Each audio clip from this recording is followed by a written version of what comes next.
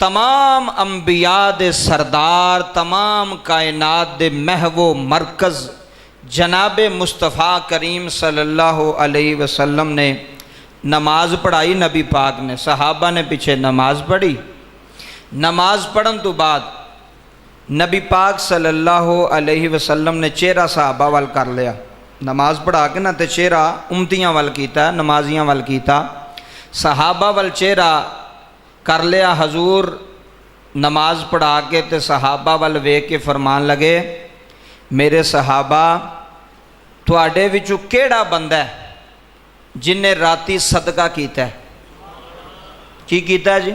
सदका। गल समझो, तुहाडे विचों केड़ा बंदा ऐसा जिन्हें रात नूं सदका कीता है?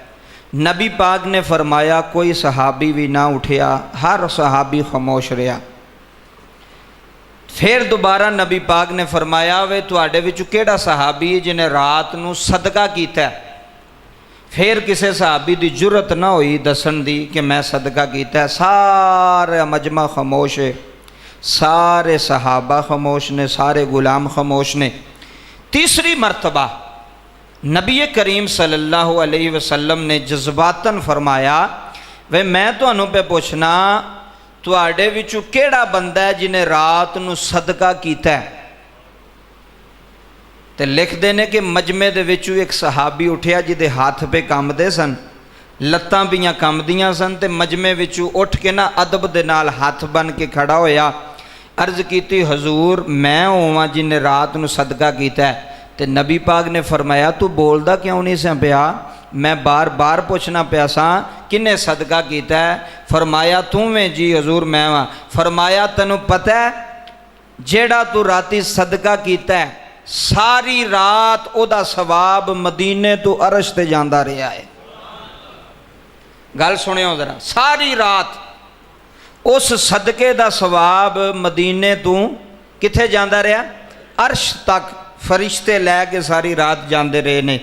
उस एक सदके दा सवाब जदों नबी पाक ने फरमाया ना तेरे सदके दा सवाब सारी रात फरिश्ते लैके अरशां ते जाते रहे ने।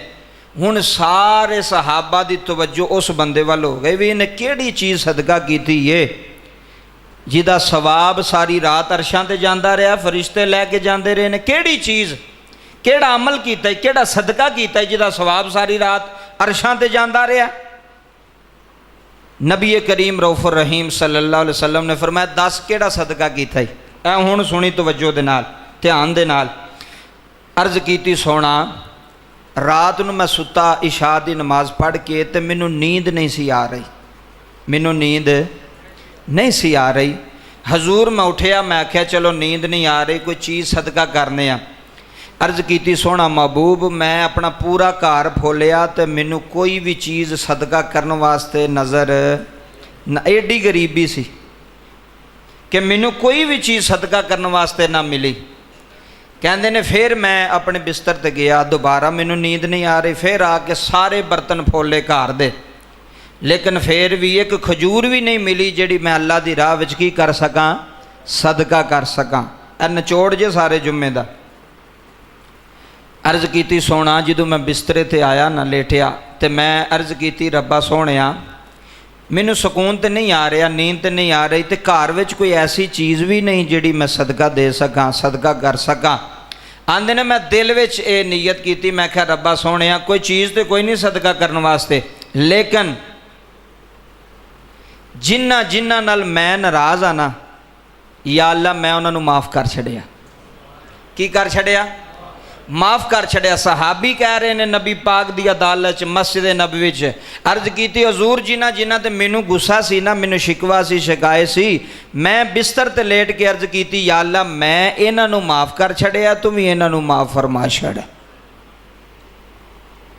नबी करीम रऊफुर रहीम सल्लल्लाहु अलैहि वसल्लम ने फरमाया ए यो तेरी नेकी, ए यो तेरा सदका।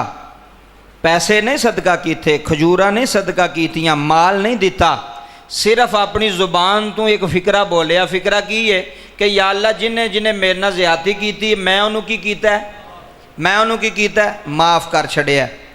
या अल्लाह तुम ही उन्होंने माफ़ फरमा छड़। नबी पाक सल्लल्लाहु अलैहि वसल्लम ने फरमाया तेरा ये अमल सदका करना सारी रात फरिश्ते दा सवाब अरशां ते लैके जाते रहे ने। छोटी गल किसी नूं माफ़ करना ये बहुत वड्डी गल। लोग आंदे भाई साडा दिल ही नहीं करता इनू माफ़ करिए, इन्हें काम ही बड़ा भैड़ा कीता, इन्हें साडे नाल ज़्यादती बड़ी कीती है। नबी करीम रऊफ रहीम सल्लल्लाहु अलैहि वसल्लम दा फरमान आलीशान ओ फरमान जिदी जुबान चो हमेशा हक ते सच, बोलो हक ते सच, नबी पाक दी जुबान तो हक निकले है, हजूर दी जुबान तो सच निकले है। ये ओ जुबाने मुस्तफा है जदों भी बोली है रब दी मर्जी नाल बोली है। फरमाया सहाबी तेरा सवाब अरशां ते जांदा रहा।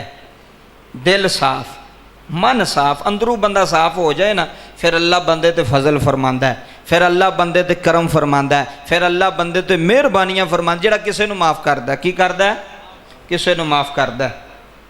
अगली बात सुनो, एक अल्लाह दे बड़े बरगजीदा अल्लाह दे वली होए ने, रावलपिंडी वाली साइड ते उन्हां दा मज़ार है।